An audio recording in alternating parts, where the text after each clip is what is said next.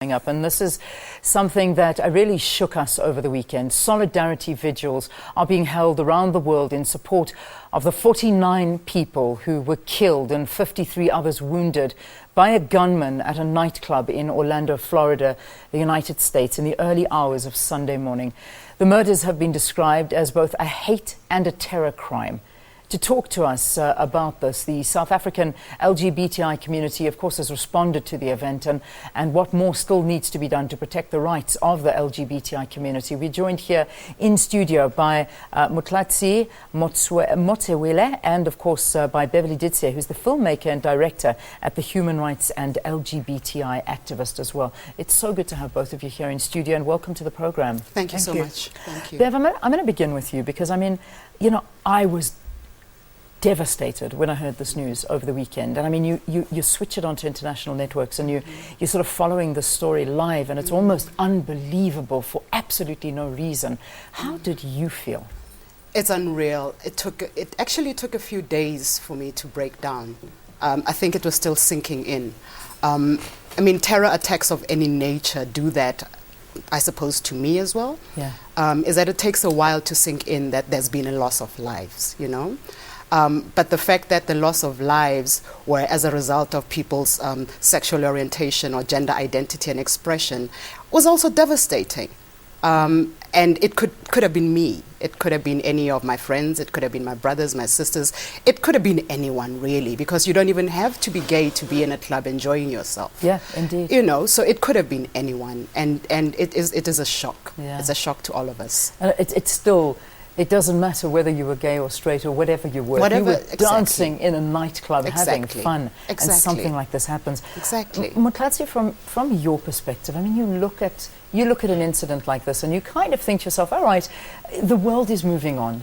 The LGBTI community is being more and more accepted every single day, and then this happens in the year 2016, the biggest mass killing ever to take place in America on a gay club. I mean, how did that make you feel? And this just reaffirms the amount of work that still needs to be done.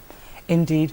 I think what it reminds us of is the fact that whilst we make advancements, perhaps from a legislative point of view, we also need to constantly keep working at our societies. We constantly need to work on our people, because clearly what happened is that you have someone who lives in a country and a society that is quite accepting. To have a club like that says you perhaps have a society that seems to be accepting, but within that space there are people who have not run the course just as well to say, I accept that there are LGBT people whose rights need to be respected and protected. So it reminds you that in as much as we do work to advance the rights from a legislative point of view, or from a human rights point of view, we constantly need to be working on our societies.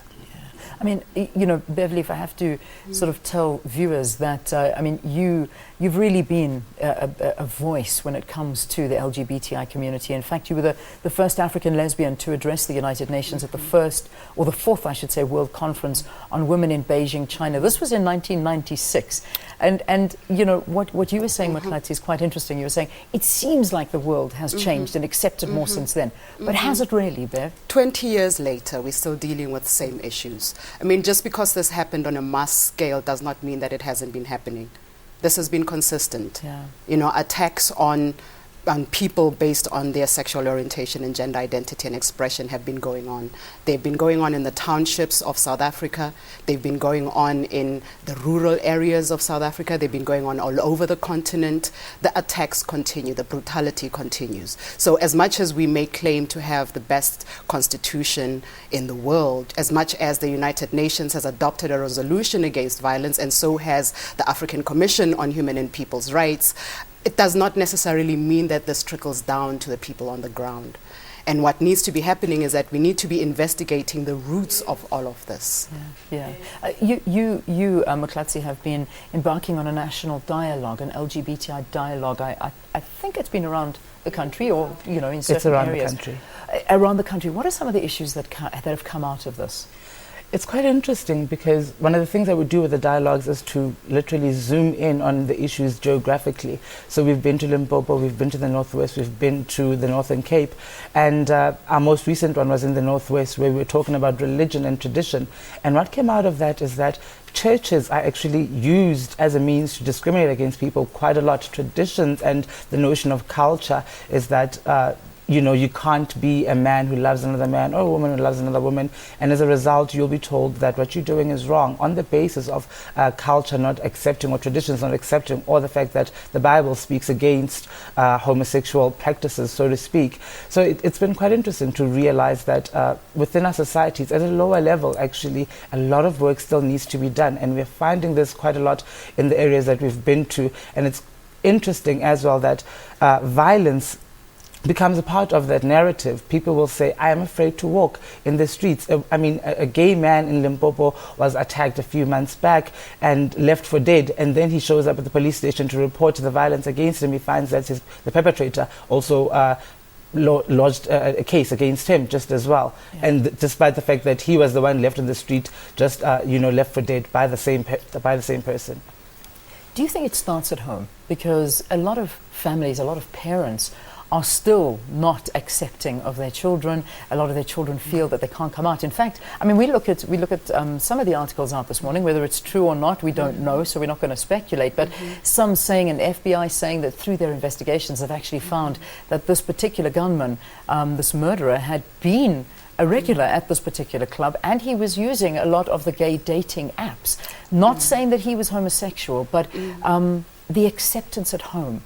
The issue that some feel so horrible inside for being the way they are that they actually get angry when they can't be true to themselves. Do you find this happening a lot? The root of that is actually the hypermasculinity. We need to be investigating how masculinity and patriarchy is in fact so pervasive that this is how people are meant to, how they're supposed to be, as opposed to being who they are. And so all of those impositions on men in particular, and how they should behave, on this is how a man should be and how they should feel, those are the reasons. And how you look at society and how it's structured, and who says I should not be wearing a tie and I should be expressing myself this way or that way is in fact the problem. Because the fact that at home, when you come out, your parents come out, your family comes out, your community. So you're talking about all these people who then need to start investigating what they themselves know as a norm. And that becomes a problem, because a lot of the time people do not want to be looking at what they've always thought of as a norm, even though these are things that they've always known. The fact that now all of a sudden I support, but as long as it's not in my family. Absolutely. So yes, it comes back to that, but in the bigger picture, we need to be looking at the real root causes of this, which is actually the patriarchal system that forces men in particular to behave in a particular way, which then leads to all the violence, whether we're talking gender violence, whether we're talking the levels of discrimination around us, is that a lot of it comes from a particular system.